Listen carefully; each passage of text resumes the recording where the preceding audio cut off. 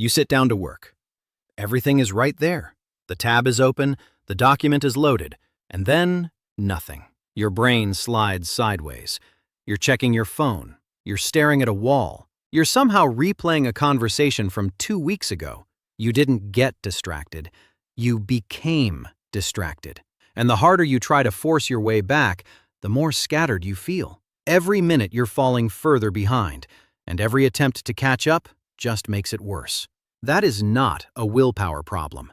That is not laziness. That is your brain operating exactly the way it was designed to, and trying to fight it with effort alone never works. But what if you've been approaching this in the wrong way entirely? What if building deep focus isn't about pushing harder? It's about setting up the exact conditions your brain already needs to lock in. Because focus isn't something you summon. It's something your brain falls into when specific micro-habits remove the friction standing between you and it. 6 of them, and you can start today. In the next few minutes, you'll learn 6 tiny habits that change how your brain handles attention. Each one takes under 2 minutes. No apps, no complicated systems, no overhauling your entire life. They work with your brain's wiring, not against it. And habit number 6 is the one most people skip because it sounds too abstract. But it's the only reason the other 5 actually hold. Miss it, and you'll keep cycling through productivity tricks that never stick. Stay with me. Habit 1, the cold start protocol. Most people wait until they feel ready to work. And that's the first mistake. Readiness doesn't come before focus. It comes during it. Neuroscientists call this task induction, your brain's ability to enter a concentrated state only after motion has already started. Think of it like a cold car engine. It doesn't warm up sitting still. It only warms up by moving. The habit. Before any deep work session, spend exactly 90 seconds doing the most basic version of the task. Need to write? Type 1 sentence. Need to study? Read 1 paragraph out loud. Need to code? Open the file and write a single comment.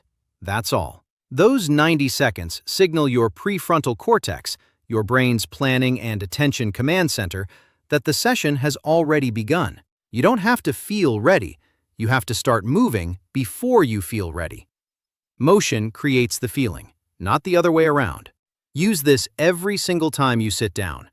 Not when you feel like it, every time. But starting is only half the battle. Because once you're in, something else is quietly pulling you back out. Habit 2, the attention anchor. Every time your attention drifts, it costs you more than you think. Studies on task switching show it takes an average of 23 minutes to fully recover your focus after a real distraction. Not 23 seconds, 23 minutes. One drift, nearly half an hour. The attention anchor is your counterweight. Before your session begins, place 1 physical object in front of you. A mug, a small stone, a single pen. Every time your mind wanders and you catch it wandering, your eyes return to the anchor. If you can, touch it. That physical contact activates your sensory system and pulls your attention back to the present moment without burning any extra mental effort trying to just focus. It sounds too simple to work. It works because it's simple. Your wandering brain doesn't need a lecture. It needs a destination. The anchor gives it one, something to return to, instead of something vague to avoid. Now you know how to start and how to recover. But the next problem is, what happens after about 45 minutes of real concentration? Habit 3, the neural reset window. Here is the paradox of deep focus. The harder you concentrate without breaks, the worse your focus actually gets. Your brain runs on glucose and a limited pool of attentional resources, what researchers call cognitive fuel, and it depletes in real time, whether you notice it or not. The neural reset window is a 2-minute recovery habit placed before you feel like you need it. Set a timer. Every 45 to 50 minutes, stand up. Walk slowly for 60 seconds. Look at something at least 20 feet away. Take 3 slow exhales, longer than your inhales, which activates your parasympathetic nervous system, your body's built-in pressure release valve. You are not taking a break. You are refueling. Think of it like a pit stop in a long race. Drivers who skip the pit stop don't finish stronger. They blow out somewhere on lap 40. Schedule the reset. Protect the reset. It is not lost time. It is how you keep going. And quickly, if you're still here, it means you're not just looking for a shortcut. You actually want to understand why your brain works the way it does. Subscribe if you want more content like this. Your brain changes through repetition, not good intentions, and this is only the beginning. Habit 4. The friction wall. Distraction is not a moral failing. It is a design problem.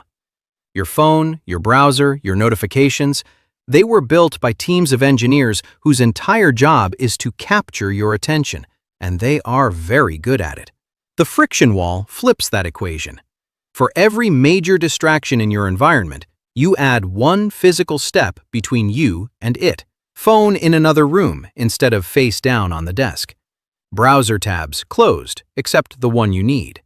Notifications completely off, not silenced, off. Each extra step you add to accessing a distraction reduces the likelihood you actually take it by over 40%, according to behavioral research on environmental friction and impulse control. This is not about willpower.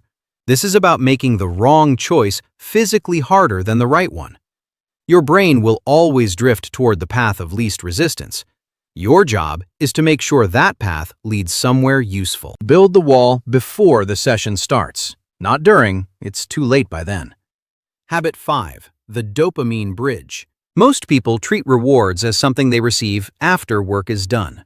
But your brain's dopamine system, the chemical network that drives motivation and follow-through, fires hardest in anticipation of a reward, not at the moment of receiving it.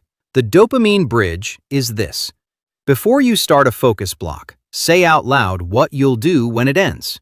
Make it specific, not, "I'll relax." Say, "When this 50-minute block is done, I'm making coffee and taking a 10-minute walk outside." Name it out loud. Specificity matters here.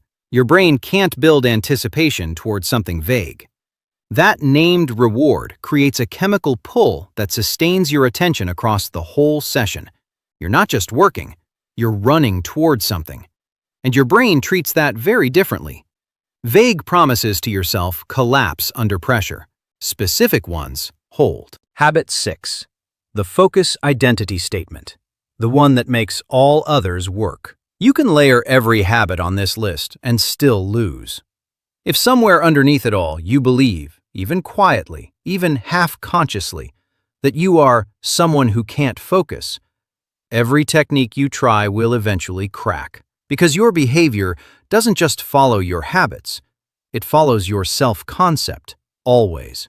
And if the story you carry about yourself is, "I have a short attention span," or "I just get distracted easily," every tool becomes an exception to your identity instead of an expression of it.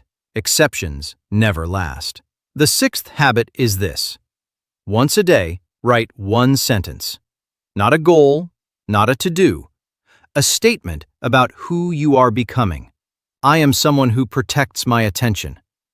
I am someone who does deep work and finishes what I start. Write it. Read it before you open your computer. You are not lying to yourself. You are updating the operating system, slowly, deliberately, one sentence at a time.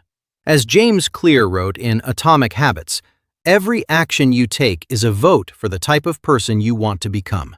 Every time you use the cold start, the anchor, the neural reset, you're not completing a technique. You're casting a vote for a different version of yourself. Focus is not a talent you either have or don't. It is a skill assembled from small, repeated choices made in specific conditions.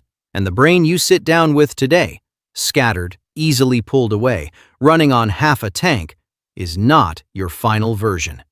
It is simply the version your current habits have built so far. Start with one. Tomorrow morning, 90 seconds of the cold start protocol before you open anything else. One vote. One small proof to your own brain that you are the kind of person who shows up. Because once your brain starts believing that, the rest gets easier. Fast. Subscribe if this helped and send it to someone who's been fighting distraction for years. because sometimes the right information at exactly the right moment becomes the start of a completely different relationship with your own mind.